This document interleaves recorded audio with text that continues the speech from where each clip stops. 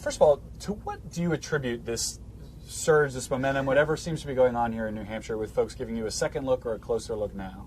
Well, I've been here 23 times, and we've done a lot of the foundation work, meeting people. I've got 3 of the 4 top House leaders, state House leaders, that have endorsed me, and every major newspaper in the state. So for me, that got me to one place. And then I think the debate was a big deal because people didn't just see the facts about how I passed over 100 bills, or I've won, the only one on that stage to win in red and purple districts, suburban and rural congressional districts, time and time again. But I think they also saw my heart, and they understood where I was coming from.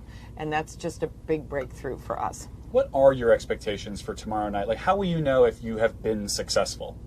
That's going to be for many other people to decide. But for me, the fact that I'm where I am when I don't have the biggest bank account by any means, I don't have the name ID, I didn't run for president before, but I've just kept meeting every single standard. I think a lot of people thought I wouldn't make it through my speech in the middle of the snowstorm, and I did. And a lot of people thought, oh, she won't make it through the summer or to the next debate, and we are. And we're headed to Nevada, we're in that debate. We're excited about the crowds we're seeing in New Hampshire, and just the kind of momentum we're seeing on the ground. It's really exciting for us. It does get harder after this. I mean, Nevada, you've been to less. South Carolina, you have not been able to come to as much. There's a new poll out today that had your support of African-American voters as a hash mark. Yeah. How do you build that now? We're in February now. Okay, so let's start with Nevada. I actually have been the leader on a number of issues around immigration reform, like trying to do something about people who are abused domestically that want to stay in the country, leading on an issue with people who study in our country, study in our medical schools. And I was involved in both immigration bills in a big, big way. I took hits on standing up for immigrants constantly. My first election, all the ads run against me, negative ads, were about my support for immigrants. So I have that. I head of the tourism caucus and all the tourism bills. That's a big deal in Nevada. Sure. And when you look at the records of the 2 senators there, Jackie and Catherine, my voting records are very similar to theirs. So that's my foundation that I start with. We hired Beto O'Rourke's team months and months ago, and we've moved a bunch of people over to Nevada, and we also have staff in South Carolina. How do you make that outreach when it comes to African-American voters? Sure. I mean, that, like once we hit South Carolina, Super Tuesday, 3 days later, all of a sudden this is a group of people who have not had a significant voice in this process up till now, are about to have a very significant voice. The bulwark of our party. So I have had significant African-American support in all my races that I have run, and that is in Minnesota. A number of the leaders from my state have been out campaigning for me, including the mayor of St. Paul, went out to L.A., went out to Iowa for me, and so that'll be part of my strategy. The other piece will just simply be getting people to know me. They don't know me, and you can see that in the name ID and who they know, and so that's on me. I'm going to have to do that with the message of economic opportunity and the fact that I am one of the key leaders on voting legislation to automatically register every kid to vote when they turn 18.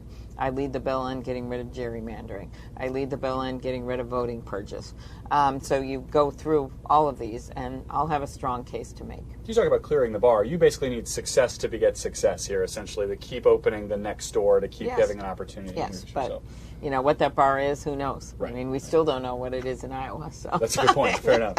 I want to ask you, when I talk to your voters at your events, I talk to people who are deciding between you, Joe Biden, Mayor Pete. There's clearly the sort of lanes that people have talked about.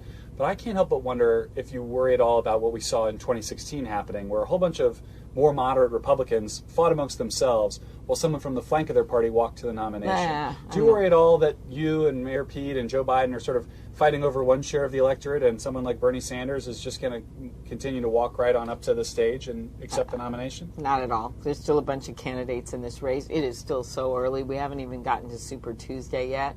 And I still believe that what unites our party is bigger than what divides us. So we're having a healthy primary. That's what primaries are about.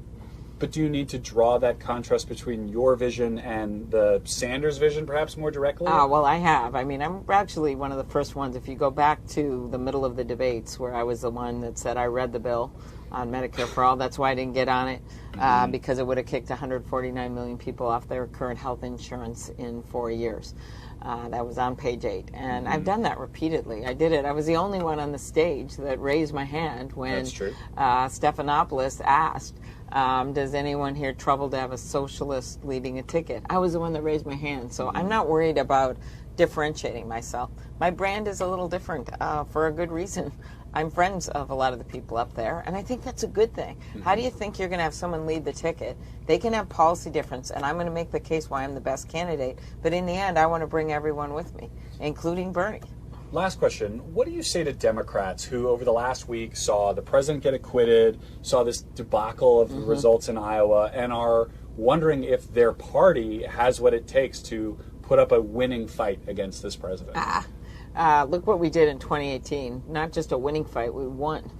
We won with congressional candidates by uniting all over the country, the left, the middle, and more conservatives in our party. And we were joined, and this is my key argument, by independents and moderate Republicans to win in those races, take back the House. That's how we won the governorship of Michigan with Gretchen Whitmer and Laura Kelly in Kansas. That's how we won those races. So I think the proof is in what just happened. You go to 2020, you see even races leading up to that in Kentucky and Louisiana, and we just need a candidate that gets that, yes, this is an economic check on this president because there's not shared prosperity with a lot of people who haven't felt that they're part of this economic boom he keeps talking about because no one said anything about the cost of their prescription drugs or college, but it's something else.